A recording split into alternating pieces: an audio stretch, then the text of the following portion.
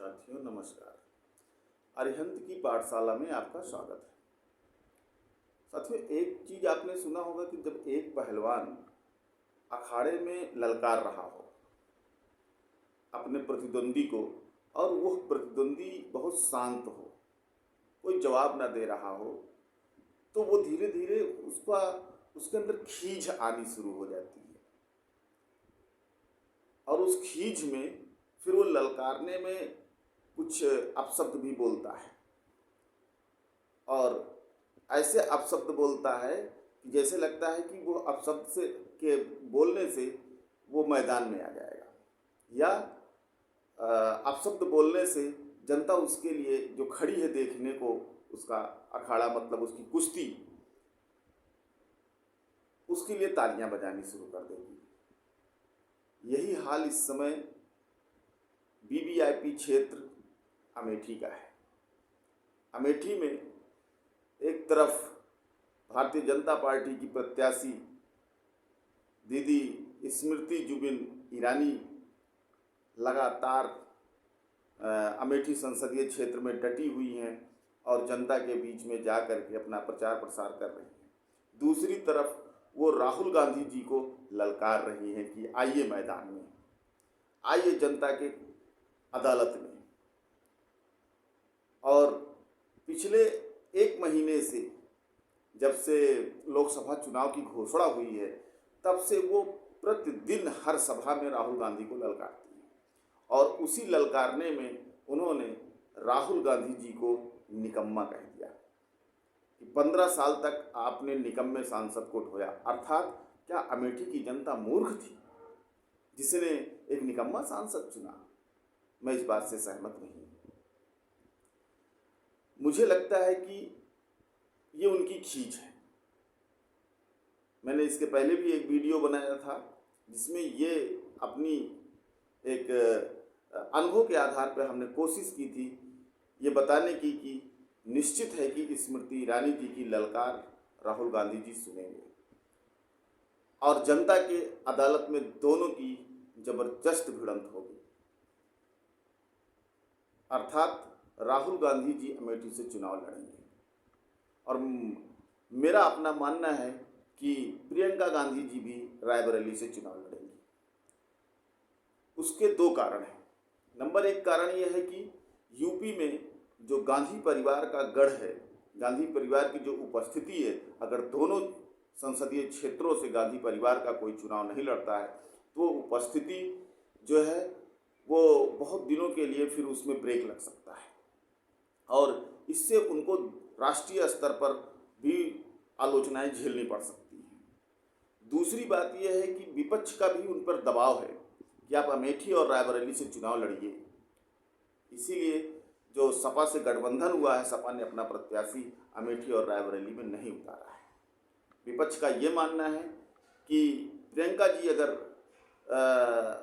रायबरेली से चुनाव लड़ती हैं तो ये भाजपा के लिए एक सीट जीत पाना मुश्किल है और दूसरा उन्हें ऐसा लगता है कि अगर राहुल गांधी जी भी अमेठी से चुनाव लड़ते हैं तो भाजपा की एक सीट को और कम किया जा सकता है और उनके परिवार में खुद ही इस बात के लिए सोचा जा रहा होगा कि क्यों ना हमें अपने जो पारंपरिक सीटें हैं उन सीटों को हमें बचा के रखना चाहिए, जिस पर कभी गांधी परिवार का प्रभाव हुआ करता था, जिस पर गांधी परिवार का की पकड़ होती थी, आज उस सीट को कैसे छोड़ दिया जाए। आप देखेंगे कि स्मृति ईरानी जी के काम को अमेठी की जनता कितना तवज्जो देती है वो चुनाव में दिखेगा। हालांकि 5 साल बीजेपी के सांसद के नाते उनका जो भी दायित्व रहा होगा उन्होंने किया होगा। मेरा अपना मानना है कि अमेठी से और रायबरेली से दोनों जगह से गांधी परिवार चुनाव लड़ेगा। ऐसा रणनीतिक तौर से मैं कह रहा हूँ, क्योंकि यही रणनीति है कि अगर रायबरेली किसी दूसरे प्रत्याशी के हाथ में दिया जाता है, किसी दूसरे कार्यकर्ता को दिया जाता है, तो गांधी परिवार की उपस्थिति बहुत दिनों के लिए वहाँ से जा सकती है। दूसरा, रायबरेली के बाद फिर अगर अमेठी में भी गांधी परिवार चुनाव नहीं लड़ता है तो ये एक तरह से स्मृति ईरानी को कांग्रेस द्वारा वॉक ओवर होगा और रायबरेली में भी वॉक ओवर माना जाएगा। जनता की नज़र में ये जाएगा कि इन लोगों ने पहले से ही चुनाव हारने के डर से चुनाव नहीं लड़ा।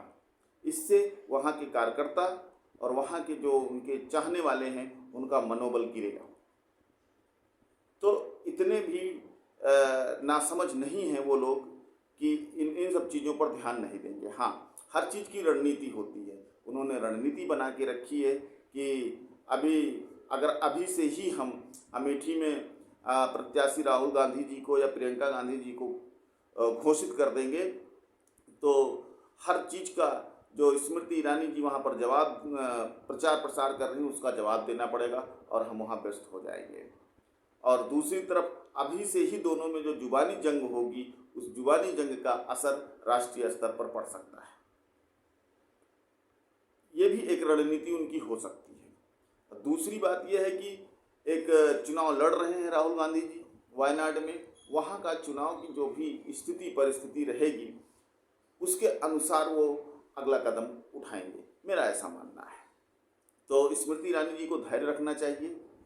निकम्मे शब्द और ऐसे शब्द का प्रयोग करना मैं समझता हूँ कि अनुचित है। आप जनता के बीच में जाइए, अपने कार्य का प्रचार प्रसार करिए। दूसरे की बुराई करके, दूसरे को आप शब्द कह करके वोट नहीं लिया जा सकता है। आपने अच्छे काम किए होंगे, जनता आपको चुनेगी। आपने अच्छे काम नहीं किए होंगे तो जनता फिर अपने पुराने सांसद राहुल गांधी जी को चुनेगी। ये जनता का निर्णय है, जनता का चुनाव है। इसलिए मैं फिर से ये दोहरा रहा हूँ कि मेरी अपनी जो राजनीतिक अनुभव है, मैं उस अनुभव के आधार पर ये कह रहा हूँ कि अमेठी से राहुल गांधी जी का चुनाव लड़ना लगभग निश्चित है और प्रियंका गांधी जी का भी चुनाव लड़ना निश्चित है। वो इसलिए निश्चित है कि अगर प्रियंका जी चुनाव नहीं लड़ती हैं तो मुझे लगता है कि फिर उनके ऊपर कहीं ना कहीं पारिवारिक दबाव है कि वो राजनीति में अभी ना आए। नमस्कार।